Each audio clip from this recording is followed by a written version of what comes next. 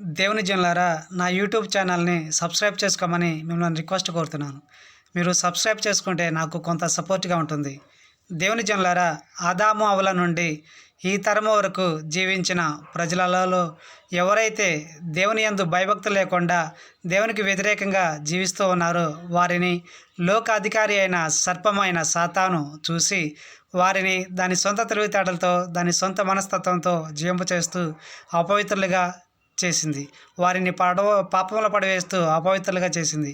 వారు చనిపోయిన తర్వాత వారి ఆత్మలను అపవిత్రుల ఆత్మగా మార్చింది.